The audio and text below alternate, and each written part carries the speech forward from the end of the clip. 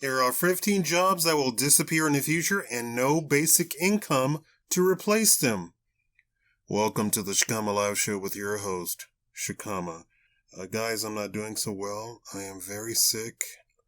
I canceled my doctor's appointment today, but I'll go on Friday to see him. Everything. The problem is I have extreme high blood pressure, and supposedly I have a bad heart. So, and on top of that, my internet was canceled a few days ago. I was offline for a few days, and then when they reconnected me, they have given me a $300 bill. That's the upcoming month plus all the fees from the reconnection.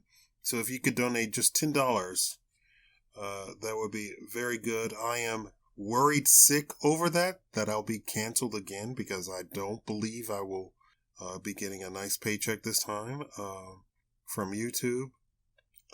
So you can donate at paypal.me/Shakaama, paypal.me/Shakaama, or I have a Cash App, or I have a Patreon, or I have regular PayPal. You can do all sorts of things. I'll put all the links there. And $5 to $10 each. That's it. So let's talk about this. And I'm not trying to step on anybody's toes. The future is not what people think it is. The future is not what the powers that be or the elites like Mark Zuckerberg proposes. You have to understand, Mark Zuckerberg is a billionaire. He is so out of touch.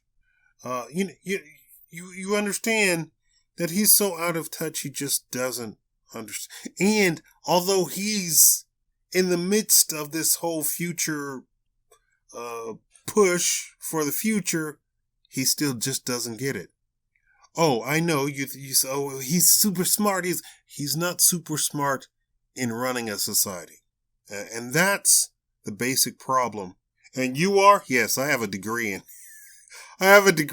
in political science. That's my degree. I'm also a third-year law school student, which then, and I have a pre-law degree, which means most of my studying was how to move people from point A to point B, right? So let's take a look at those. This video is going to answer these questions. What jobs will disappear in the next 10 years? What jobs will disappear in the next 20 years? Which jobs are likely to get automated? Which jobs will be taken over by artificial intelligence? What type of jobs are safe from automation? Will robots replace humans for this job? Or which jobs will robots take away from humans? Will my job be done better by a robot? How to tell if your job is being automated? Humans need not apply for the following jobs? Are self-driving cars a real thing? Is artificial intelligence a threat? Will machines take over? Will artificial intelligence leave you jobless? Should we raise minimum wage? When will fast food be automated? Why hasn't McDonald's automated already? And here's the very short and brief list of 15 jobs that will disappear in the future and no basic income to replace them. Number 1, drivers. If you drive, your job will be replaced. Farmers, gone. I already done videos on talking about automated farms that one person can come in the morning, push a button, farm, done. Number 3, printers, publishers. Anything in print on actual paper, over.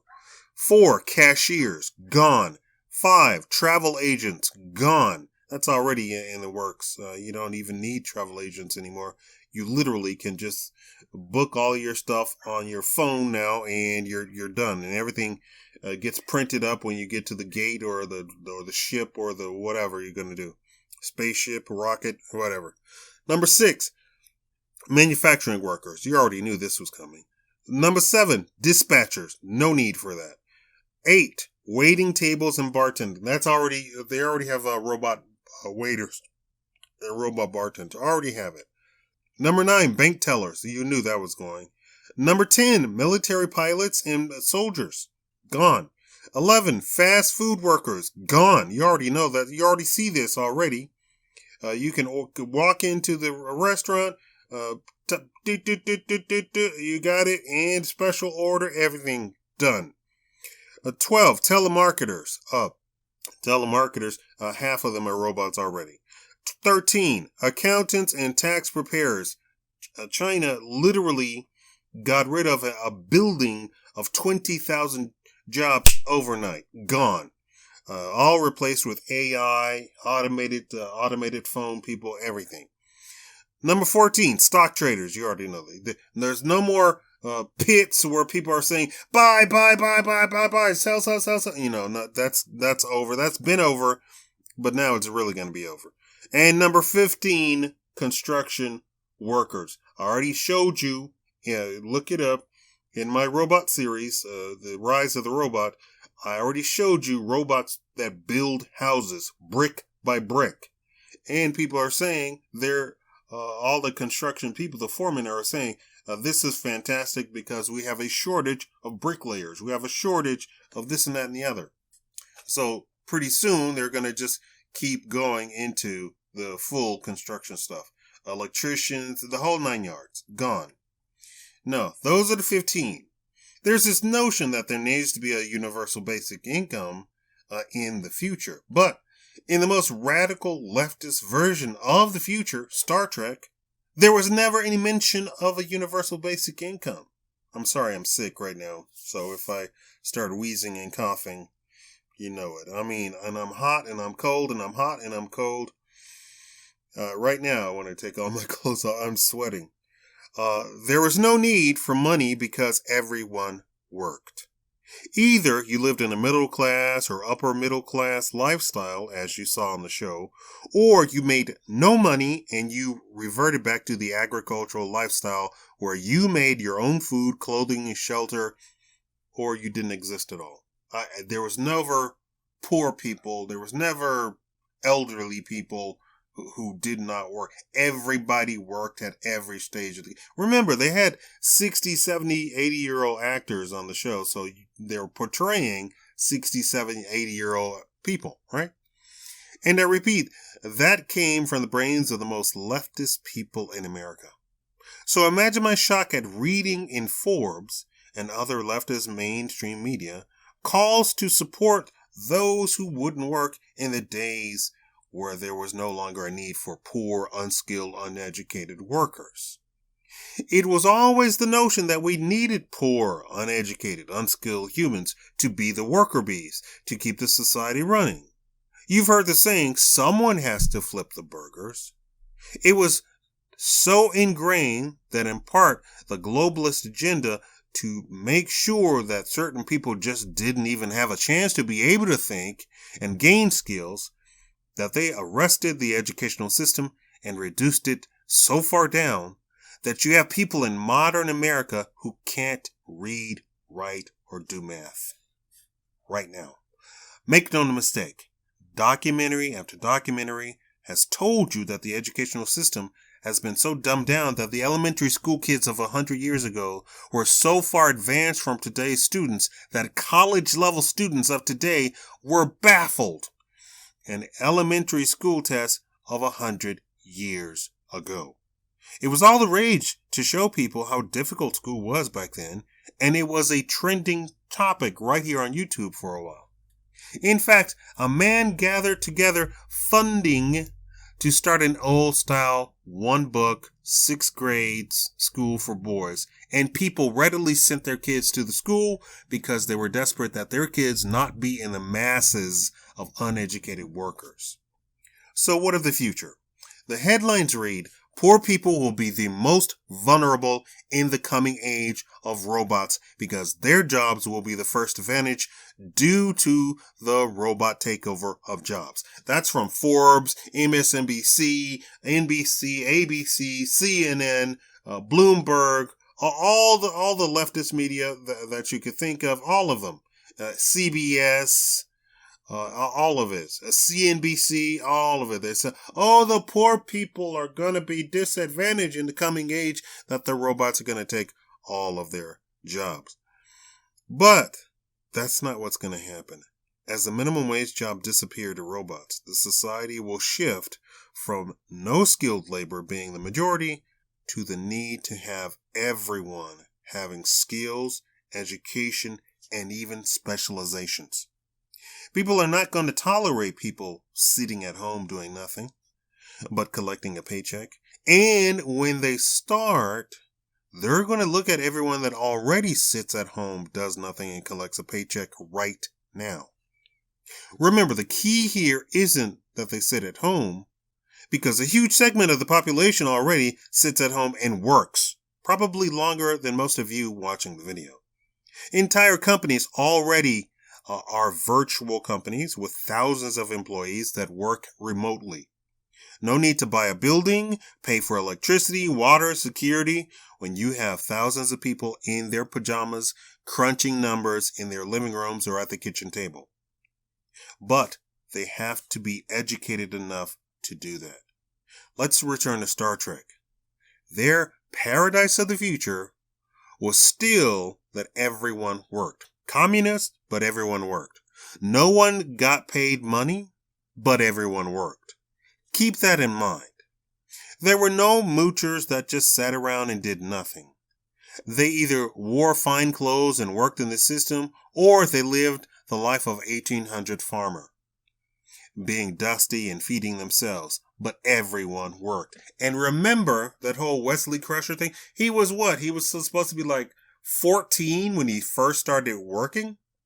And there was no mention of his age. The only mention of his age was simply that he happens to be younger than the rest of the people. So, is there an argument for handing over your hard-earned money to people who sit around at home and do nothing? No, and it's already been tried in Europe and Canada. And even on such limited basis, it almost bankrupted the cities that tried it. And it was just a couple of hundred of people. It did nothing but got bills paid or contributed to the downfall of the people chosen. Free booze. And it didn't matter who they chose. Single moms, single people, married couples, older married couples, middle-class married couples. It all came out to the same thing. It had zero effect and nearly bankrupted the city. What was the lesson? Giving people money who don't know how to make money allows them to afford terrible things that decent humans would never think of, like alcohol. Giving money to people who don't need it as a insignificant change as handing them free shoes that they didn't choose to buy. And handing them out money to people in a way that doesn't generate 3 times as much taxes is a recipe for bankruptcy. Remember, cities basically steal your money out from under you. So they get money for nothing, and literally people pay people to count it. If then they have to shell out money with no way of making it back, it stresses the system so bad it almost undoes the whole matrix in 1 month. The Canadian program, I believe, was over within a few months. They couldn't find the money. It was completely unfunded within a few months. Think about this. In the United States, we all pay taxes, right? Wrong. There are states where people don't have a state income tax at all. In all of those cases, there are businesses that make so much money that the taxes that they pay to the local city or state covers everyone's taxes in the local city or state. This is such a thing that companies have literally moved to states and organized it such that they agree to pay all the taxes as long as they get the city to do everything for them, becoming as powerful as the city themselves. In fact, some of these companies are much more powerful than the local city, that they incorporate their business as a city. I am not mentioning any names. So imagine a future where cities invite companies into their area that make so much money that they agree to let the company pay the taxes of everyone in the area or state. Do you think these companies are going to tolerate people not working for themselves or not working for them, yet shell out money for those people? No. Private businesses don't tolerate a socialist economic system of handouts. It just doesn't happen. Now, they can pretend to be, have public relations where they're all hunky-dory and nice and blah, blah, blah, and so forth and so on, but they're in the business of making money. They're not going to hand out money to people who don't work for them or make them money somehow. Not going to happen. As much as they want to talk about it, it's not going to happen. Now, who do you think these robots that will be taken over will be working for? Private companies. Remember, your local DMV still has people working on computer with monitors the size of Amazon boxes. They have, the government is still working on Windows NT. Prove me wrong. Tell me you don't know this. They still haven't automated certain systems that you believe should already be out. Have you gone to pay for something or to buy a license or to get an ID or to get whatever and it's not automated? That you have to sit down and fill out an application on a piece of paper, give it to somebody and talk to a human, and there's 1,000 people waiting in line and your number 999. That's the government. The government is no closer to being automated than anyone, right? So, no, the robot revolution isn't going to mean universal basic income or free money for everybody. It's going to mean work, and more work. Now, from home. You get to be even more lonely and isolated with your working from home status. Oh, and everyone has to be more educated. School has to change from the ground up, from K through 12. Companies are already calling for people to be more educated, more in the STEM fields, get rid of these social studies and this studies and that studies and black studies and white studies and pink studies and purple studies and women's studies. The companies are already calling for it, right? Now, I haven't covered not even 1/10 of this topic. Please donate, click the like button, leave a comment. Of course, I probably can't stop you from leaving a comment. This is a hot topic. And this has nothing to do with left, right, center, nothing. This has everything to do with what the future is already bringing right now. They've already tried universal basic income in very socialist places. Scandinavia, Canada, very socialist, and it was an abysmal failure. And when they went to study it, in Scandinavia, they were giving $600 to 6,000 people. In Canada, they were giving a few $100s to 2,000 people, and in each case, it was bankrupt almost from the beginning.